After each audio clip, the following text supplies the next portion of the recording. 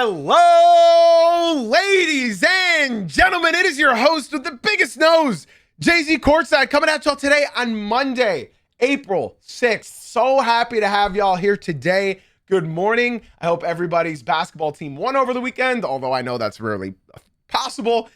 Welcome on back, everybody. I would just like to start off by saying I hope you had a blessed weekend. And remember, our schedule this week is a little bit wonky. I know you guys are used to me being live and doing these podcasts Monday through Friday at 9 a.m. Eastern. But this week, a buddy of mine is visiting from Detroit, Michigan, and he is coming tomorrow around noon. So unfortunately for you guys, there will be no episodes Wednesday, Thursday, or Friday. Unless something absolutely insane happens on Wednesday or Thursday, then there won't be any episodes. And by insane, I mean like somebody dropping like 90 points. Okay. So bam, do you got one more in you? But yeah, guys, that's going to be what happens this week. Now, I would like to remind y'all the playoffs start next week. So the play-in is between the April 14th and April 17th. And then the playoffs start April 18th, which is the first day of the playoffs. So if I were to miss any time, I think now is the best time to miss. And we're going to be locked and loaded all playoffs long. All right. I'm talking long ass episodes. I'm talking so much coverage Monday through Friday, 9 a.m. Eastern. Remember, we do these live as well. So yeah, just remember, we're going to be locked and loaded all playoffs long. Like we got the rest of April, we got all of May, and then we got half of June. So hopefully you guys tune in and show out and show up in the live crew and the podcast crew. Be sure to drop some likes, subscribe, follow, all that jazz. And yeah, most importantly, I appreciate everybody for tuning in. We're almost wrapping up our first ever season covering the NBA. Obviously I've been watching the NBA for my entire life, but this is something that's always been a dream of mine. So I appreciate you guys for helping my dream come to reality, one season at a time. So yeah. And then I guess while we're at it, I may as well preface what the offseason is going to look like. Dude, we got the NBA lottery. We got the NBA draft. We got NBA free agency. We got the NBA trade season. And then I'm also going to be doing a buttload of episodes of like ranking the top 10 centers, point guards, small forwards, all the positions leading up to the season starting as well. My predictions for the NBA awards, my predictions for all NBA, my predictions for over-unders, my predictions of the standings. We got a lot of episodes this summer, a lot. And the general schedule will be Monday, Wednesday, Friday throughout the offseason. Remember, guys, I'm sorry that there isn't going to be episodes for the rest of this week other than today and Tuesday, but it's a one-man production. It's a one-man wrecking crew. So it's really difficult. If I had more guys here and I had like a fucking couch set up, and it would be much easier to keep these episodes from without missing. But for now, it's just your boy. And, you know, it seems like that's more than enough for most of you guys who watch and listen. Anywho, enough waffling. I think it's time that we get into today's podcast, don't you? Guys, be sure to leave a 5-star rating and review. It would help more than y'all could possibly ever understand. Drop a follow, subscribe, do all that jazz. Twitch chat, you guys got the easiest job in the whole entire world. Sit back, relax, grab a cup of coffee, energy drink, and just enjoy the show. All right, y'all? Now, we're going to be doing in this episode just our winners and losers of the NBA weekend and our stud of the night. That's all I got prepared for y'all today because it's a lot. It's a lot to talk about. I also prepared some fun stats and fun nuances that I want to discuss with everybody here as well. Now, we're going to start with my number one winner of the weekend, and it's going to be the shortest segment out of all the winners and losers, all right? I don't know if you guys heard, but the Pistons won again. And in case you guys don't know the capacity of that win, the Pistons have clinched the number one seed in the Eastern Conference for the first time since 2007. Listen, y'all, I don't need to say this. You guys all know. But in case you are tuning into the show for your very first time, I am a Pistons fan. I'm a Pistons super fan. And unfortunately, in 2007, I was only 9 years old. So I was watching them, but I wasn't emotionally invested into this team like I am today. In fact, the season I remember vividly of watching every game was 2008. And that was when our Eastern Conference dynasty of 6 years came to a halt by none other than LeBron James, who we'll be talking about later in today's episode. So I just have to tell everybody this, man. After watching this team every single game for 18 years, to see that they have finally clinched the number one seed in the Eastern Conference, I could cry. I could sit and cry and declare my love for this team and tell you all things that you guys already know about me. I mean, let's just think about all of this real quick. The Pistons are 9-2 without Cade Parker-Cunningham. They're 9-2 without Cade Cunningham. People thought they wouldn't win 2 or 3 games. And there was a quote of mine that I absolutely loved. A reporter named Amari asked Asar Thompson, you know, you guys are 9-2 without Cade. What brought this on? Because people were counting you guys out. And Asar told him, I think most of us were relying on Cade way too much. As the primary stopper, as the primary scorer, as the primary facilitator, he's like, I think we were all relying on Cade far too much. So when Cade went out, we realized what we have to do to be a real contending team. And, you know, I said this when the injury happened. I said, it's hard for me to look positively about Cade Cunningham's lung collapsing, but I tried. And I told you guys all, and I looked you all in the eyes, and I said, this might be a blessing in disguise. And it turns out I was right. You've had the rise of Dennis Jenkins.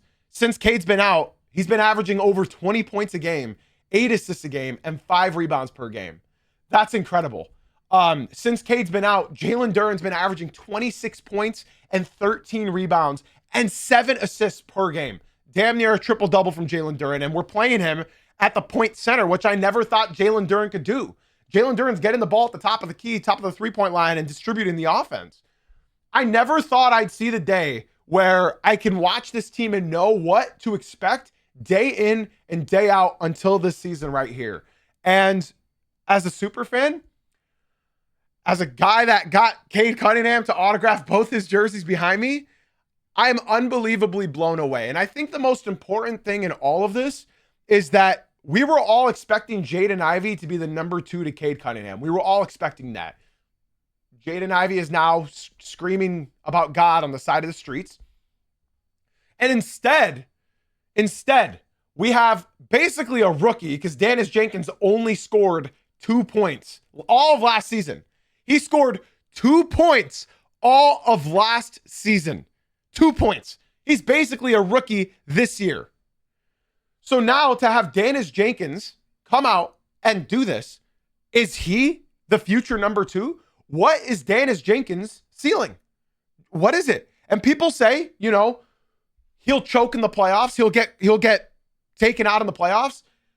And my argument would be, well, yeah, it's going to be his first playoffs ever. But one very positive thing to look at for Pistons fans is Dennis has played better in all the big games this year. Against the Knicks, he dominated. Against the Lakers, he dominated. Against the Celtics, he dominated. Against the Nuggets, he dominated. Against the Magic, the Heat, all of these upper level teams. I don't know why I said the Heat in the upper level teams. Ugh. It's truly amazing. It's ridiculous to see what the Pistons have done without their superstar. And it's crazy to see. Now, they've clinched the number 1 seed. They did that. And I'm really excited to see what they can do in the playoffs. I think anything less than I think if they lose in the first round, obviously that's, you know, there had to have been something wrong. But I'm watching this team. I've watched this team every day for the last 18 years. I don't really care who they play in the first round. I think the best matchup the Pistons could get are the Magic. I think the second best matchup they can get are the Hornets. And I know Hornets fans, I'm with y'all, bro. I live in North Carolina. I'm a huge Hornets fan. Believe me, I'm with y'all. The Pistons match up very, very well against the Charlotte Hornets. The only thing is the Hornets shoot a bunch of threes. So I think the Hornets could take 2 games.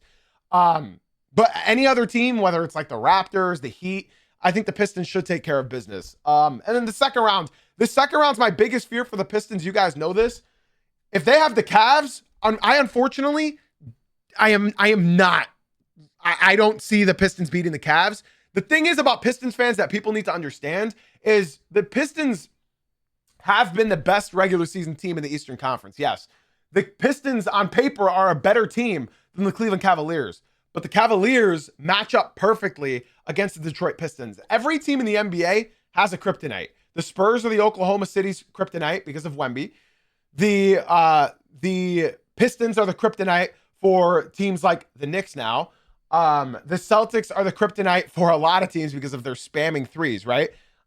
That's the thing, and that's the most important thing that NBA fans need to realize. It doesn't matter what is said on paper. What matters is matchups. The Cavaliers can lock down the paint. So right now, I'm a Cavs fan. Right now, I'm a Cavs fan because you know who I do want to play in the second round? The New York Knicks. It's not that I think the Pistons are better than the Knicks. I just think the way the Pistons are this season, and I understand if you guys think I'm delusional by saying this, something the Pistons rely on this year is bouncing back.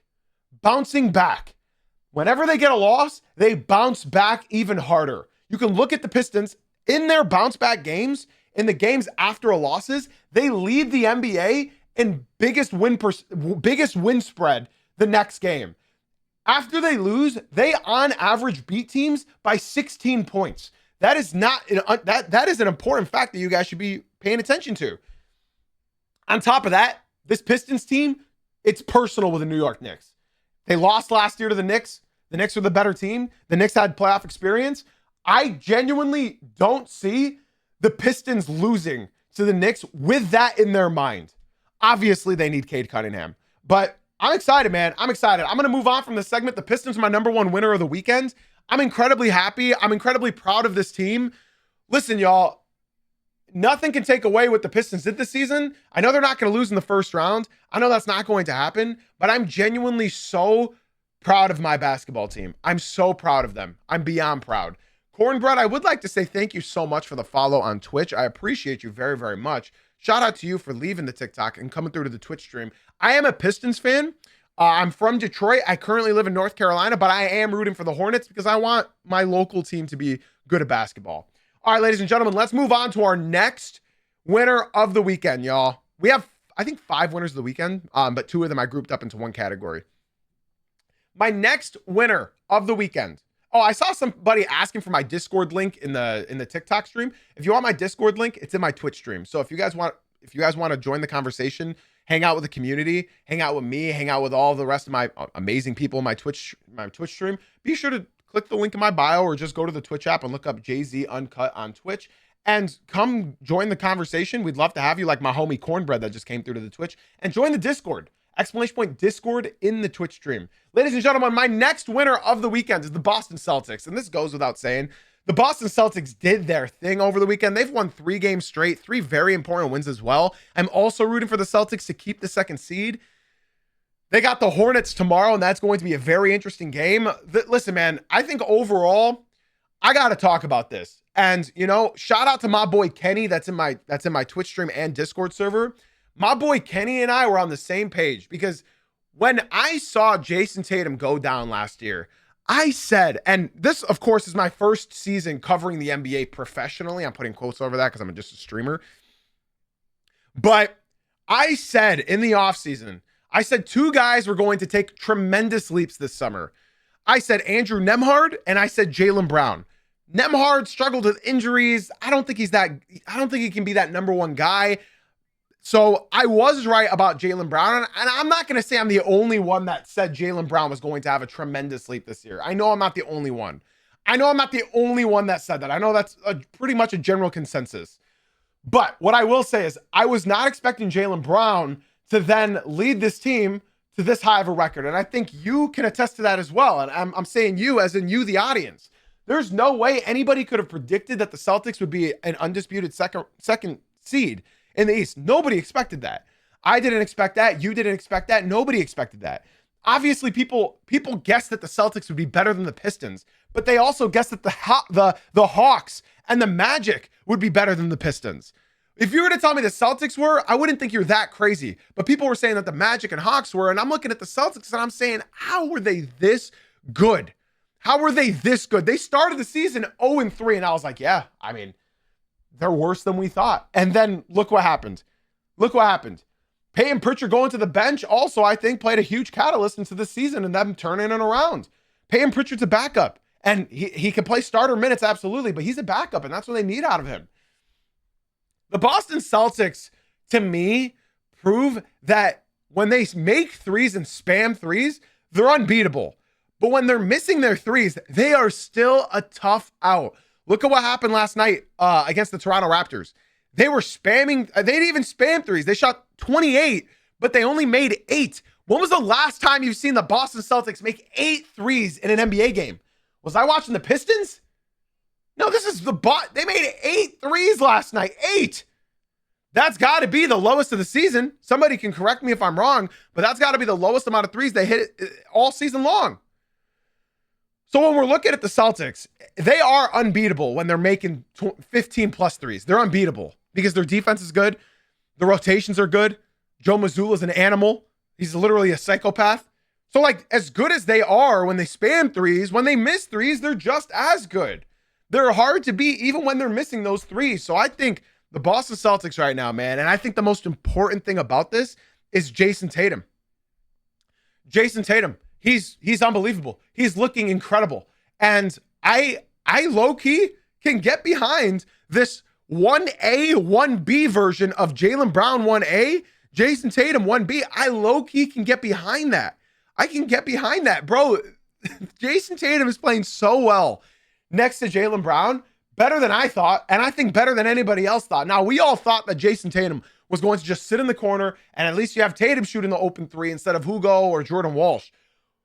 They're doing a lot right now, man. They're doing a lot, and it's working. It's working. I did not expect Jason Tatum's on-ball action to be so prolific at this point. I did not expect Jason Tatum to be this good of a rebounder as he was pre-injury. I was not expecting Derek White to just seamlessly flow into the 1C third option again. I was not expecting any of this. I think what Jaylen Brown has done this year has just extended the window for the Boston Celtics, and I genuinely mean that.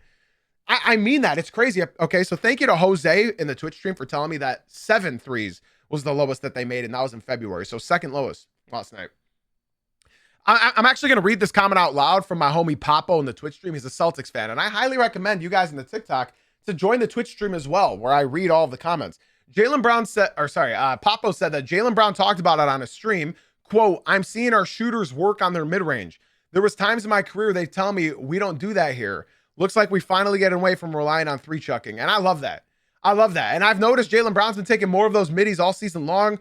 I've been noticing that. It's crazy, bro. It's crazy. Watching the Boston Celtics, I'm an honorary Beantown boy. I know I'm supposed to hate the Celtics because I'm a Pistons fan, but I'm an honorary Beantown bro. I am an honorary Beantown boy because I love the Celtics. I love watching them play. The only thing I don't love about watching the Celtics is their magnet ball at home. Their magnet ball is arguably the most disgusting thing to surface national basketball. It's horrendous. I hate it. When it happens to other teams, I can do nothing but laugh. When it happens to me, I want to rip my hair out. But yeah, man, the Celtics, they're really impressing me, and it's hard for me to not pick them coming out of it. It's very hard. It's very hard to not pick them because they have everything. They have everything. Nemish Keita, bro, what a find. What a find. Julio Gonzalez. Oh my goodness. Jordan Walsh. Wow. I mean, this team, they might be better off with Jason Tatum tearing his Achilles than if he didn't tear his Achilles. If he didn't tear his Achilles, they would be so far into the tax, they can't afford to even bring Anthony Bennett to the squad.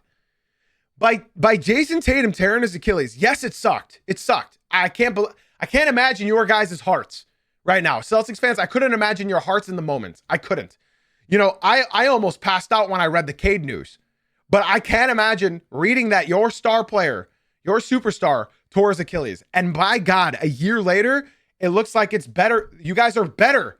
You guys are better off because of him tearing his Achilles. You guys cut your salary books. You guys watched your team, what they can do without Tatum. They all grew without Tatum. And now they can grow with Tatum. With obviously their books are still expensive, but way less than they had before. Yeah, man, the Boston Celtics, they're my second winner of the weekend. They won both their games over the weekend. It was against the Bucks and the Raptors, but they also beat the Heat on Wednesday. So they're on a 3-game winning streak, man. They're on a 3-game winning streak. So it's incredible. Gap year saved y'all lives, literally. Because I think, call me crazy, Celtics fans, y'all can call me crazy.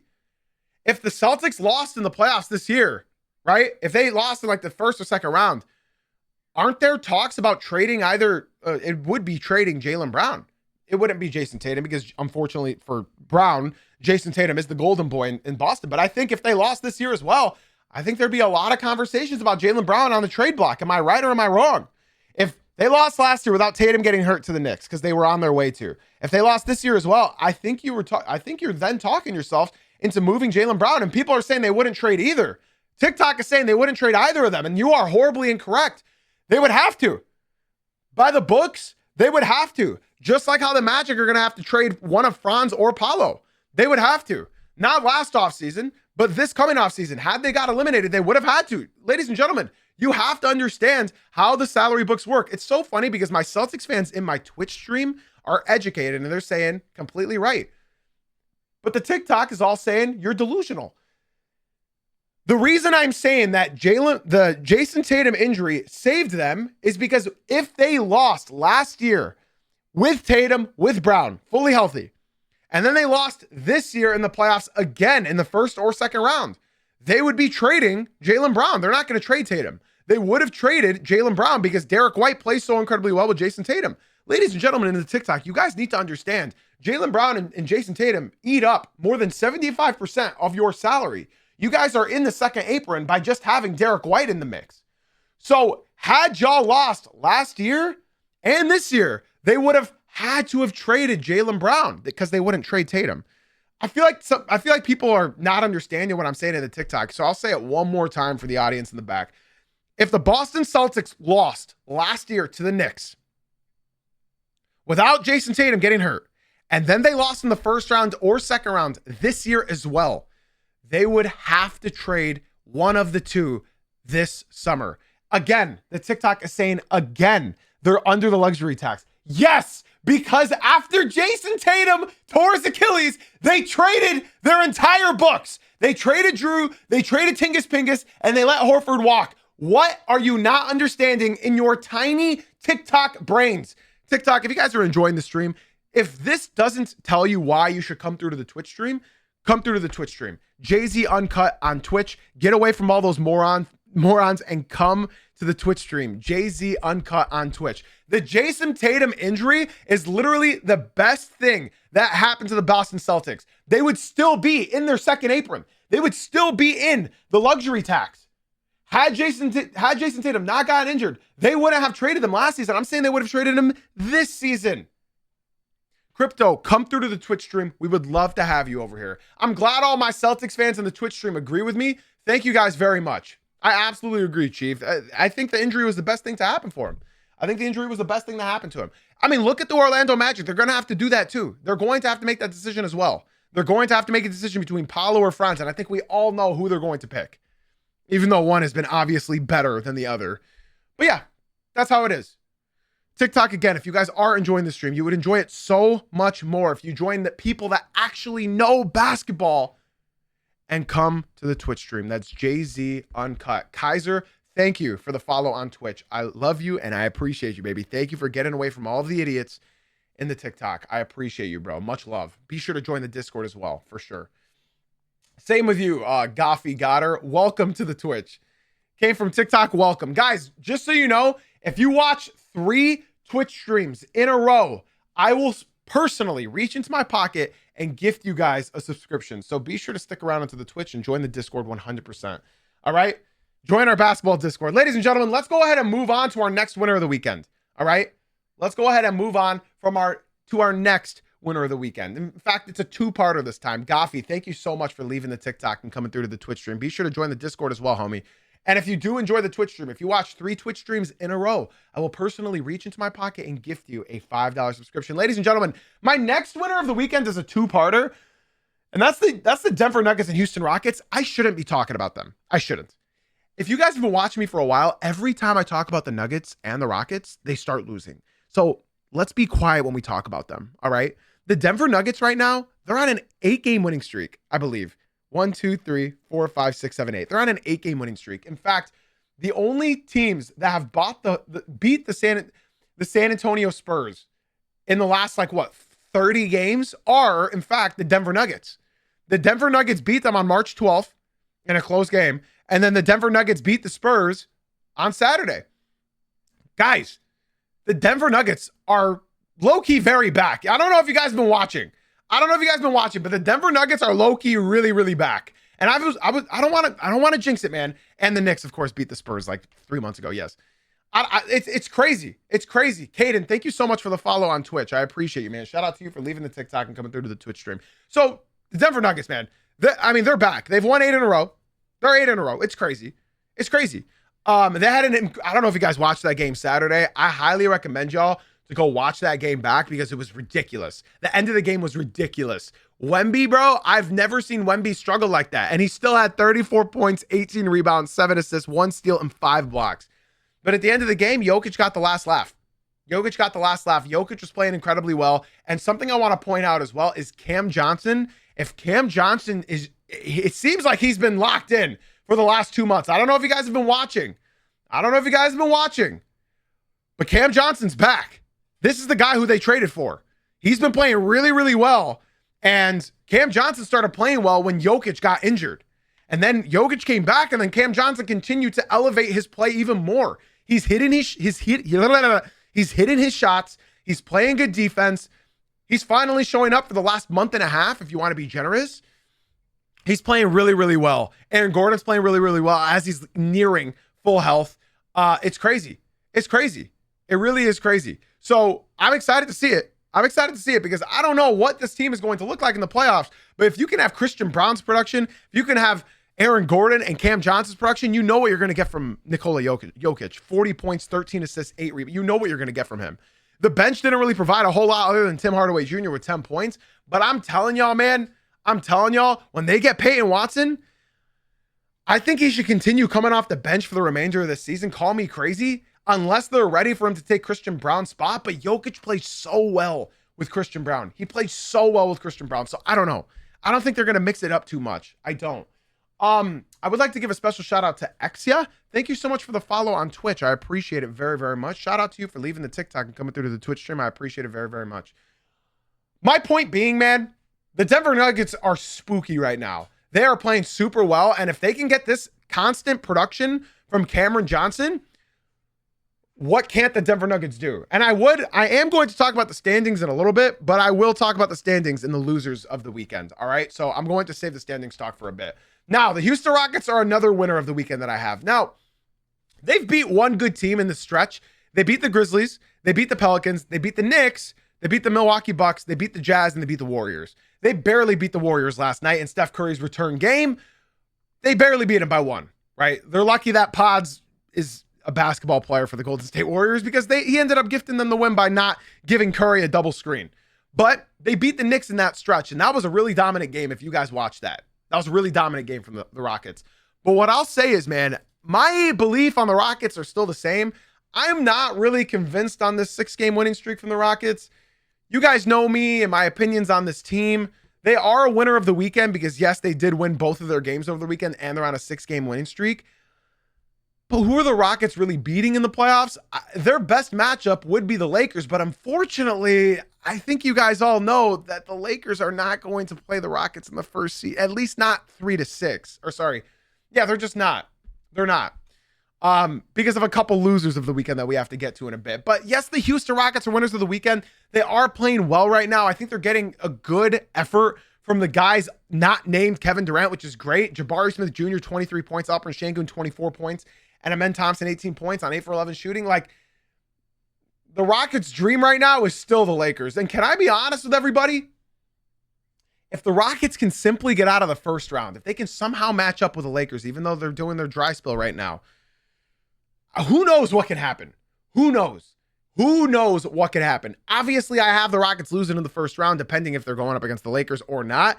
But they're still the winners of the weekend. They are still the winners of the weekend. Them and the Nuggets, I think the Nuggets are a stronger winner of the weekend. Now, for my final winner of the weekend, y'all thought it wasn't coming, but it's the Charlotte Hornets, y'all.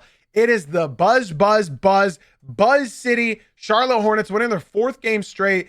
Yeah, man, the Charlotte Hornets right now, ladies and gents, I mean, they're clicking. They're firing from all cylinders. They're playing incredibly well right now. They smacked the Minnesota Timberwolves last night, which is so funny. Obviously, we're going to be talking about the Timberwolves later on, not for a winner of the weekend. Bro, all I have to say is, if you're getting 20 plus from Miles Bridges, you are going to win the game. you are going to win. And I've been preaching that all season long. If you are getting 20 plus from Miles Bridges or at least 15 from Kobe White off the bench, you're winning that game. You're winning that game because you're still going to get a consistent effort from one of Brandon Miller, Konkinipple, or LaMelo Ball. And last night, Konkinipple didn't have a good game. Brandon Miller didn't have a good game. 3 for 15. Konkinipple was 4 for 14. But if Miles Bridges is getting you 25 points on 10 for 12, shooting 4 for 4 for deep, you're not going to lose. You're not going to lose. Miles Bridges carried them to this win. LaMelo Ball steadied the ship with 35 points, 8 assists, and 3 rebounds. And then you had Kobe White just come in and pour in 17 points off the bench with Grant Williams dropping 8. It's crazy. It's crazy. It's so funny because when Brandon Miller would have these games last year, they'd get clobbered by 40 because they didn't have LaMelo, because they didn't have Khan. It's so funny because as inconsistent as this team has been throughout their last few seasons, especially with Brandon Miller still being inconsistent, and I think that's what's going to be their kryptonite in the playoffs, it's ridiculous. And I do have to talk about this now because it's the perfect time to talk about it. Ladies and gentlemen, the Charlotte Hornets right now are the 8th seed in the East.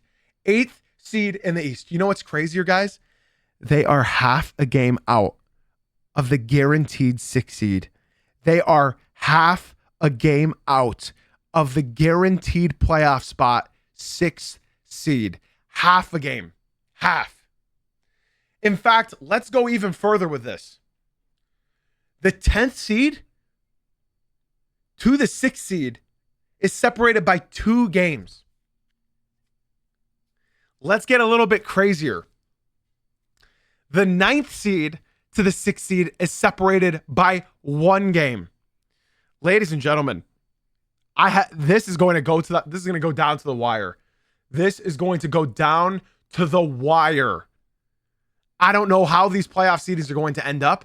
I have no idea. It's looking like the Hawks are going to be chilling at 5 unless, and I mean unless, if the Cavaliers want that 3rd seed and they beat the Hawks in both those games, that's a 2-game swing right there. So even the 5th seed is up for grabs. Because if the Cavs beat the Hawks in both their back-to-back matchups, ladies and gentlemen, not only is the 3rd seed in peril, but the 5th, 6th, 7th, 8th, 9th, and 10th seeds are all in peril. I'm rooting for the Cavs because I don't want to verse the Cavs in the second round. It should be interesting, y'all. The Hornets are my final winner of the weekend. Bro, if you guys want to watch fun basketball of just ball movement and swinging and 3-point spam, bro, 45. Honestly, they're spamming more than the Celtics are right now. They're spamming those threes. They are just throwing them up all willy-nilly. They don't care. Now, ladies and gentlemen, we went through all of our winners of the weekend. It's time to go through our losers, okay? TikTok, if you guys are enjoying the stream, now is the perfect time to do yourself a favor. Join the better viewing experience in the Twitch stream. Jay-Z Uncut on Twitch. The link in my bio, guys. Love to have you guys come through. Ladies and gentlemen, our number 1 loser of the weekend. You guys already know, man. It's the Los Angeles Lakers. You guys already know, man. Over the weekend, obviously on Friday, Thursday, it was announced that Luka Doncic will indefinitely be out due to a hamstring injury. He'll miss the remainder of the regular season, and status is uncertain beyond that. Well, over the weekend, Shams also announced that Austin Reeves has been diagnosed with a grade 2 left oblique muscle injury and is out for the remainder of the regular season. So they also lost Austin Reeves. And then last night, after consultation with the Lakers, doctors, and his own medical team, Luka Doncic will seek specialized medical treatment in Europe on his grade 2 left hamstring in an attempt to expedite his return to play. Hey guys, I don't mean to be the bearer of bad news, but don't do this. Luka, do not do this. Don't do that. Don't do that. Because Luka, even with your team fully healthy, with Austin Reeves, with Marcus Smart, with dominating, with LeBron James, even with that full healthy team, you are a second round exit no matter what. So do not risk the rest of your career for this. Don't do that. Don't do that. Lakers, Luka, do not do that. Even if everybody was fully healthy, you are not making it out of the second round. So, in my opinion, I do not think that he should risk this. Because even without Austin Reeves, I don't see them beating anybody in the first round. I don't see them beating anybody in the first round. And even if you were fully healthy, you're barely getting out of that first round unless you're against the Rockets. So please, Luka, do not do it. Don't do it. We don't need you to risk your entire career for this. It's not worth it. It's not worth it. So all in all, the Lakers also lost both games over the weekend. In fact, they lost to Cooper Flag, dropping 45 points on the other side in the Dallas Mavericks floor. The Dallas Mavericks have not won a home playoff game. They have not won I'm thinking about my Pistons right now. The Dallas Mavericks have not won a home game in over 3 months. And the Lakers lost there. So, what does this mean, guys? What does this mean? They lost both their games over the weekend. Well, let's just look at the playoff picture, guys. The Lakers are tied with the Nuggets. Can somebody tell me who has the tiebreaker? Oh, the Lakers have the tiebreaker. I know they do. The Lakers have the tiebreaker on the Nuggets. So if the season were to end right now, the Lakers would be the 3rd seed. But I fear that the Lakers' upcoming schedule, tomorrow against Oklahoma again, Thursday against Golden State with Curry possibly, Friday with the Phoenix Suns, and then Sunday with the Utah Jazz. I see could be 2 wins in there. But if you look at the Nuggets, they got the Blazers, the Grizzlies, Oklahoma, and San Antonio. I see maybe 2 wins in there, y'all. So I got to admit, everybody, this is getting scary. We don't know how these playoff pictures are going to look on either side, y'all. These playoffs are going to be so exciting. We have no idea how they're going to look. Listen, everybody, listen.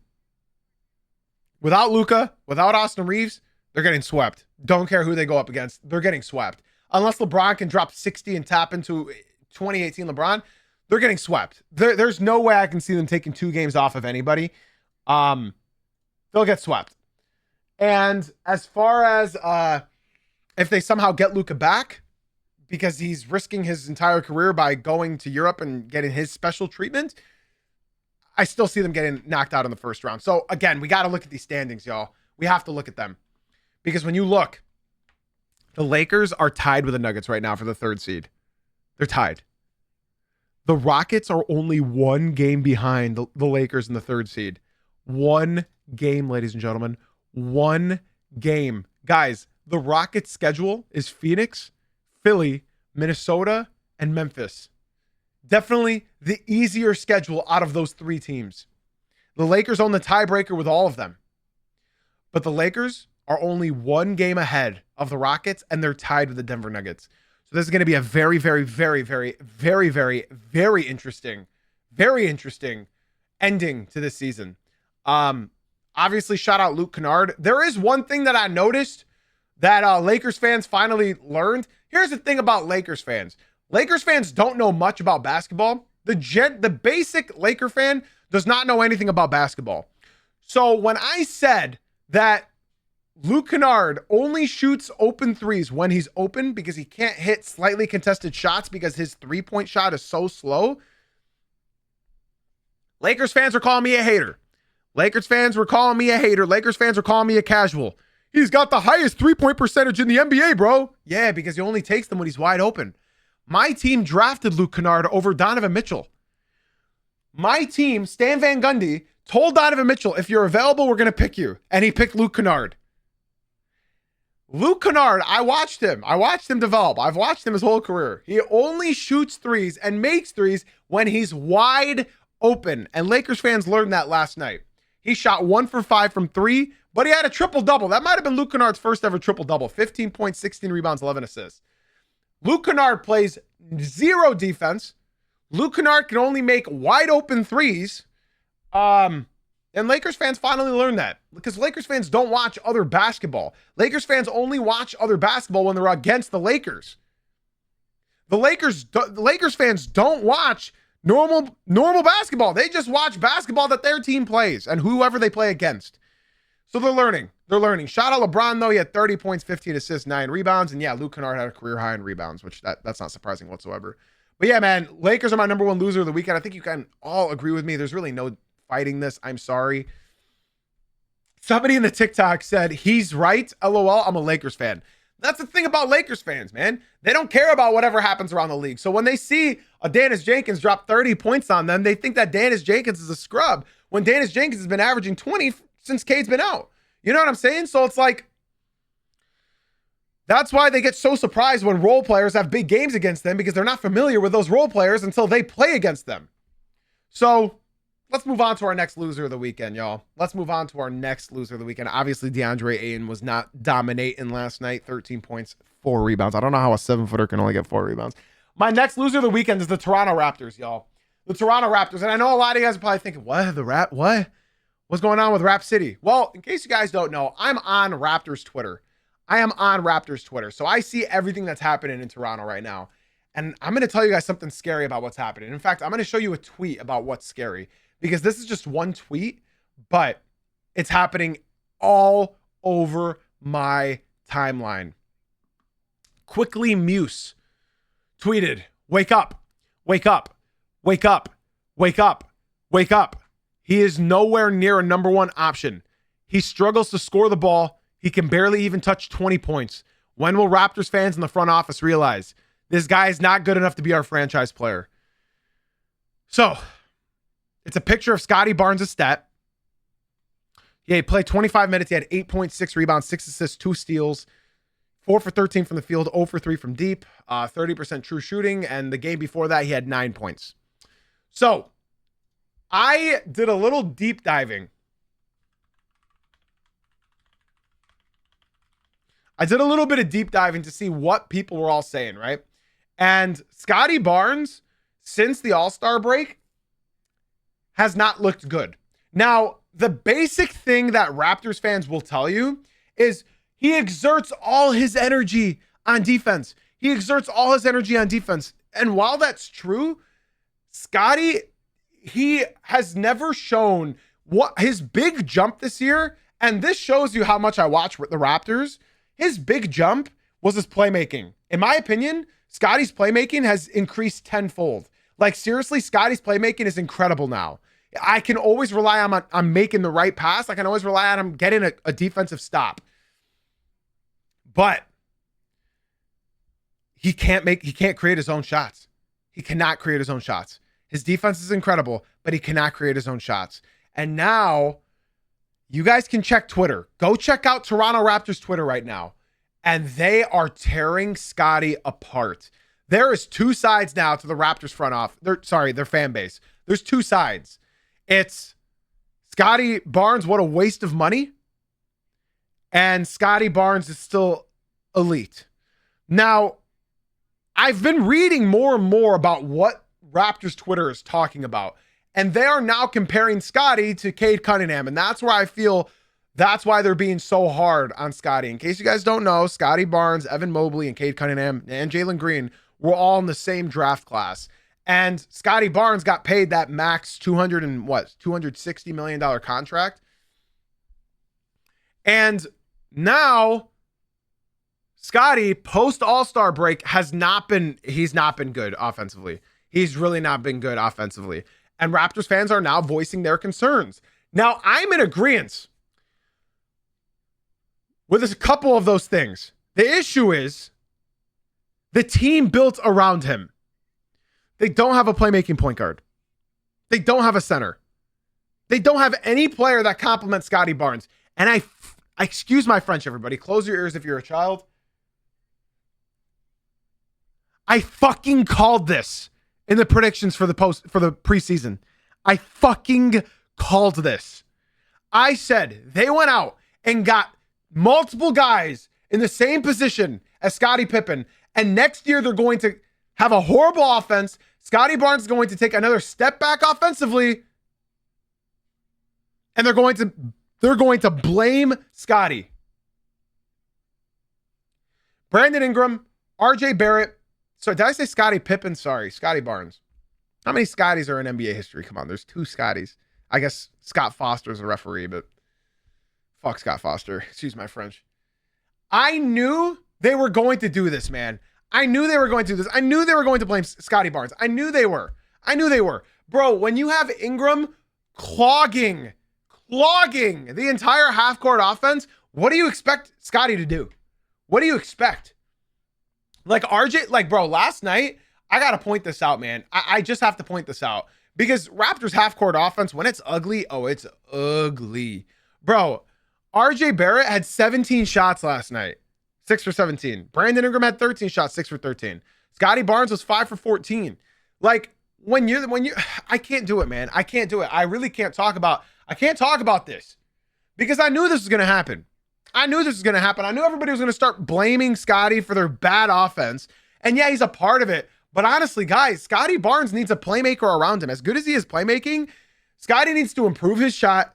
He needs to improve his shot creation, because you cannot be a number 1 on a team if your number 1 attribute is defense. I'm sorry if that has to be said. Yes, I know defense wins championships, but you cannot win a championship if your number 1 guy is a defensive prowess guy. He needs to be able to at least shoot. I'm not even saying he needs to be able to do tween hezzy step back threes. Just make a shot. Make a shot from deep. That's all. I'm not asking for a crazy amount here. Unfortunately for Scotty, he's shooting 29% from 3. 29% from 3. And since the All-Star break, he's shooting 23% from 3. So it's only getting worse. I knew this was going to happen. I knew this discourse was about to happen with Scotty Barnes, and it's sickening. I feel bad. Because it's not his fault that their team lack of incompetence, the fact that their playbook changes every night. It's difficult, man. It's difficult. It's very difficult to say, but that's my honest opinion, and that's why the Toronto Raptors are my number 2 loser of the weekend. Their coaching is not good. I don't like Darko. As a head coach. He changes the objectives every night. If let's say this. Hey, Pistons fans, let's say everybody's healthy. I want Jalen Duren to be the number 1 tonight. Okay, Cade, you can be the number 1 tomorrow night. All right, Tobias, you can be the number 1 the next night. That's what's happening in Toronto right now. That is exactly what's happening in Toronto right now. All right, Scotty, go ahead. All right, Ingram, go ahead. Pirtle, feel free to post up. Mamu, you're going to get 30 shots tonight. RJ Barrett, you take 20 shots tonight. Jamal Shet, bro, Darko is crazy indecisive. It's not working. They need a point guard. They need a center. I don't know why they went and got Ingram, man. And I know Ingram's a great offensive player, but they did not need him, man. They did not need him. It's unfortunate. They did not need him. Okay, guys, my final loser of the weekend is none other than the Minnesota Timberwolves. This is the first episode we've done in like a month that the Orlando Magic and the Miami Heat were not losers of the weekend. But I got to take a quick break and go over a couple funny tweets that I saved. I got a couple funny tweets. Do you guys remember when I got banned on TikTok last week because I said Jalen Suggs has his brain is filled with rocks? Do you guys remember I said that? I said Jalen Suggs' brain is filled with a bag of rocks. Some guy topped my tweet and said, if you put Suggs' brain in a dog, it would start mooing.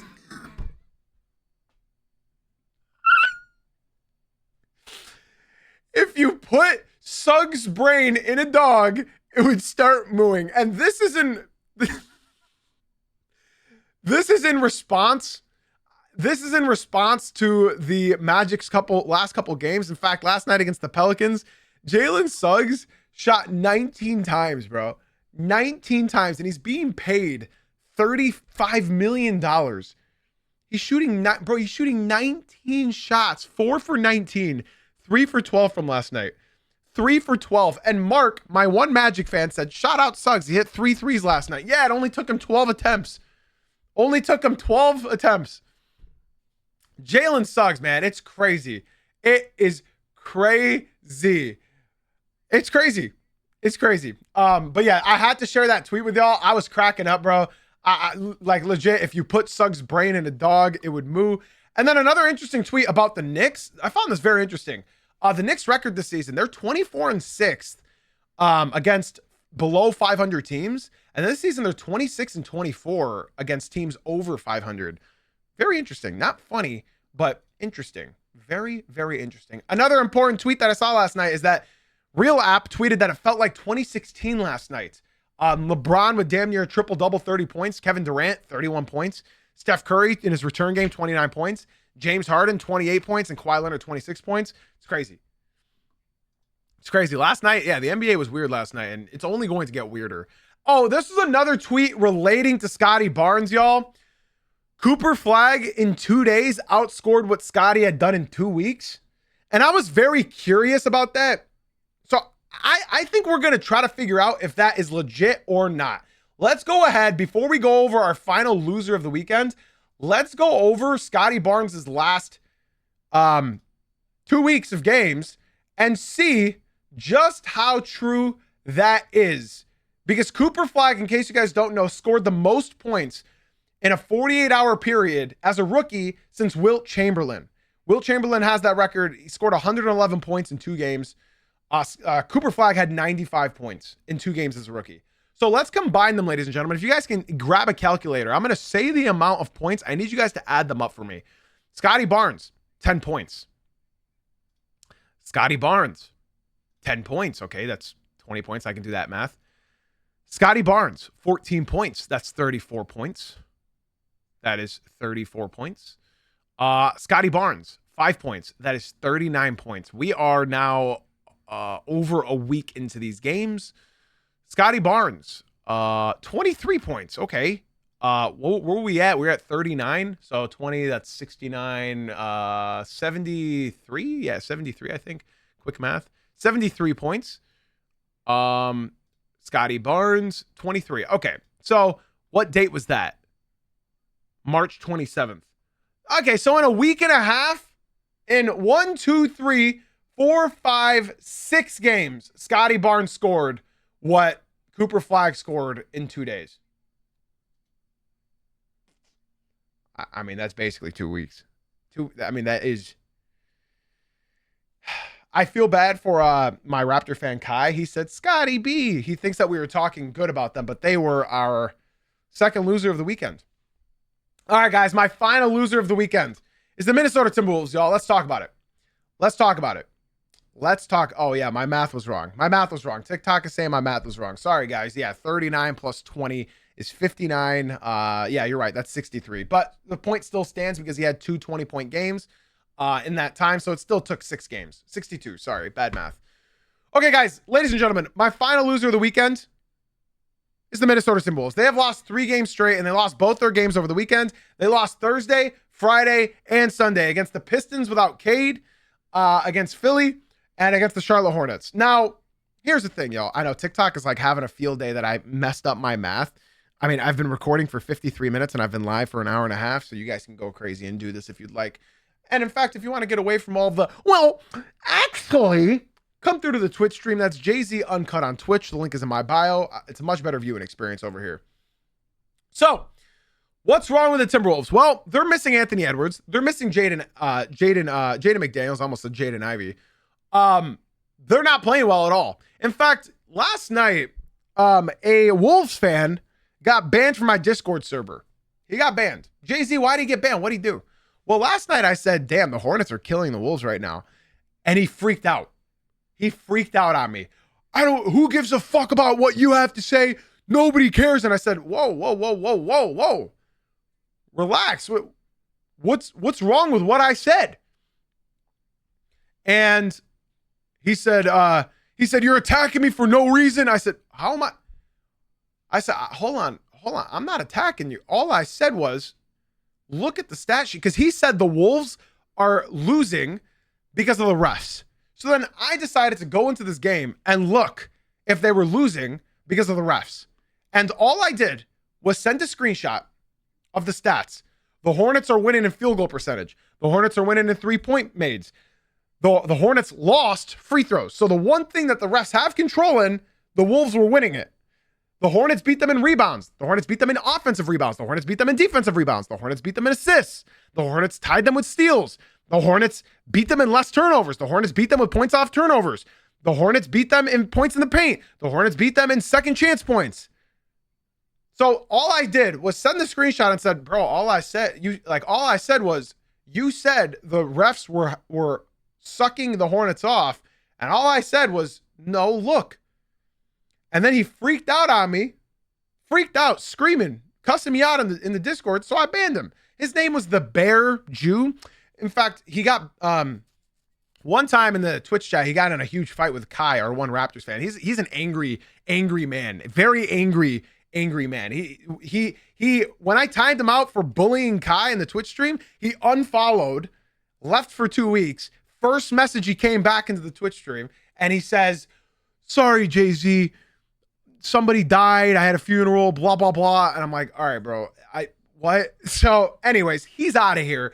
And honestly, good riddance, because I hate people who can't listen to constructive criticism about their basketball team. And all I said was that the Timberwolves are getting outclassed right now. They're getting outclassed. And they did. And here's another thing that I've been trying to say all year long.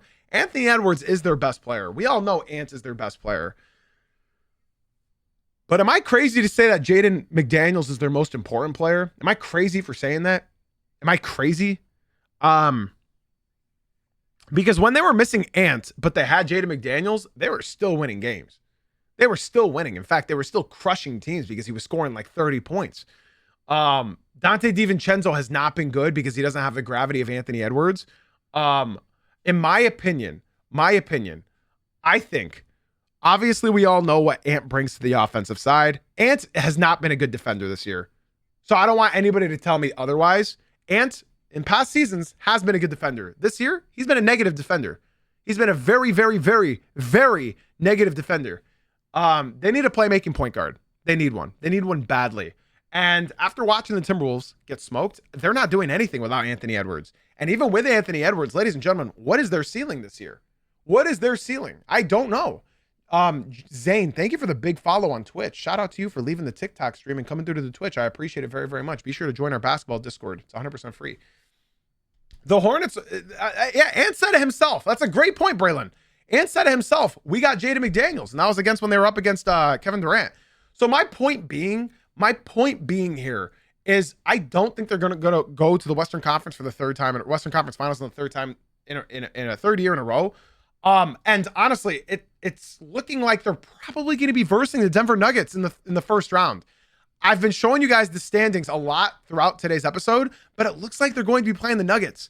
I don't know, because I can see the Nuggets schedule win 2 games. I can also see the Lakers win 2 games. If they're up against the Lakers, they're going to win. We all know they're going to win against the Lakers. But if they're up against the Nuggets, ladies and gentlemen, I don't know. I got the Nuggets. I don't know about y'all, but I got the Nuggets. With how well they're playing recently and with how good their team has been in the last couple of weeks, they're on an 8-game winning streak. They're getting hot at the perfect time. I don't know if Jaden McDaniels and Ant are both going to be healthy come playoff time. I don't know, man. I don't know. I watched Ant the other day and he did not look well. He was holding his knee. I have no idea. But if they're up against the Lakers, yeah, I got them winning. If they're up against the Nuggets, I don't even want to watch that. I don't even want to watch that. I don't want to watch that. Kenny, I usually say thank you for subs after the podcast, but I appreciate the sub. Jaden, thank you for the sub as well, since he's forcing me to take time out of my day in the podcast. Sorry, podcast listeners, my Twitch chat is very, very needy today. It's a Monday. I can't blame them. Podcast listeners, shout out to y'all. Be sure to leave a 5-star rating review. Thank you for listening. Guys, that's all I got for my losers of the weekend. Honestly, the Timberwolves, it's not looking good. It's not looking good. This is the worst time in the season to go on this cold spill. It's the worst time of the season. And I know you guys are all probably wondering, Jay-Z, what about the stud of the night? What about the stud of the night? I got y'all, man. The stud of the night. There were a lot of options last night. There was Kevin Durant. There was Steph Curry. There was Kawhi Leonard. There was LaMelo Ball. There was LeBron James. There was a lot of options. But, guys, I got to go. Dude, even Rupert for the Grizzlies. What was his name? Ryan Rupert? I could have given it to him. He dropped 30 points for the Grizzlies. But I got to give it to that 19-year-old, man. He was the only 19-year-old ever to drop. He was the only teenager ever to drop 50 points in a game. How does he follow up that 50-point game? Well, I mean, he ended up following it up with 45 points. Yes, ladies and gentlemen, we're giving the stud of the night to none other than Cooper freaking Flag. Last night, his stat line was 45 points in 39 minutes, 8 rebounds, 9 assists, 2 steals, 1 block. He was a plus 11, and he shot 14 for 27 from the field and 15 for 17 from the free throw line. I just have to come out right and say, oh, the T is silent and Ryan Rupert. Okay, thank you. So Ryan Rupert or Rupe, I don't know, Rupert, whatever. Who cares? It's the fucking Grizzlies. Sorry. Shout out Rupert, bro. Shout out Rupert. Listen, man, after this game, Cooper Flag then became the favorite again on FanDuel and DraftKings to win Rookie of the Year. So, okay, you guys are all correcting me on how to pronounce that guy's name. Okay, so it's Ryan Rupert. Thank you. I appreciate it. So, all I have to say is, man, Cooper Flag is playing really, really well. But I do have to say this, and this has to be said. So, Cooper Flag fans, don't get insulted by me saying this. How the fuck does a 19-year-old have a better whistle than Cade Parker-Cunningham? How? I have seen Cooper Flag have more double-digit free throw games this year than I've ever seen Cade have double-digit free throw games, ever. And in the 5 years I've been watching Cade, I think I've counted maybe two double-digit free throw games, maybe 3. How the hell does a 19-year-old have a better whistle than Cade Cunningham? Doesn't make any sense to me. But shout out to Cooper Flag for having the most points since Wilt Chamberlain. 95 points in 2 games. He's a rookie. It's the most points scored in a 2-game span by any rookie since Wilt Chamberlain. Since Wilt. It's insane, man. It's insane. Cooper Flag's going to be a dog. And can I be honest with everybody? The Wemby or Cooper Flag debate, like, who would you build around? It's a lot closer than people think, man. It's a lot closer than people think. It's a lot closer than people think. It's not just an outright answer, bro. It's not, because you have to consider so many different things. But yeah, man, that's my stud of the night. Cooper Flag went crazy. And yeah, man, that's going to do it for today's show. I do have to reiterate myself one more time, ladies and gentlemen. I know you guys love these shows so much. So if you love them, be sure to drop a follow on whatever platform you're watching on. And be sure to come to the Twitch stream. That's Jay-Z Uncut on Twitch. Guys, we're only going to have two shows this week. Today and tomorrow. Unfortunately for you, I will not be live Wednesday through Friday. A buddy of mine is visiting from Detroit, and we're going to miss those days to get ready for the playoffs and play-in. Okay, we're going to be locked and loaded all playoff long, Monday through Friday at 9 a.m. Eastern. Even during the offseason, we'll be live Monday, Wednesday, Friday. All right? So I just need y'all to hear me on that. All right? We're only going to be live tomorrow. Then the rest of the week we're gone. But then we'll be back locked and loaded next Monday at 9 a.m. Eastern. Twitch chat. Don't go anywhere. TikTok, YouTube. If you guys do enjoy the stream, be sure to swing on into the Twitch stream as we're ending right now. That's Jay-Z Uncut on Twitch. Spotify and Apple podcast listeners, be sure to leave a 5-star rating and review. And I got nothing left to say, y'all, except I'll catch you tomorrow morning at 9 a.m. Eastern. Thank you for being here. Thank you for being you. And as always, guys, that was an awesome episode. I hope you had fun as well. Thank you for watching/listening, and I'll see y'all tomorrow morning at 9 a.m. Eastern. Catch y'all later, man.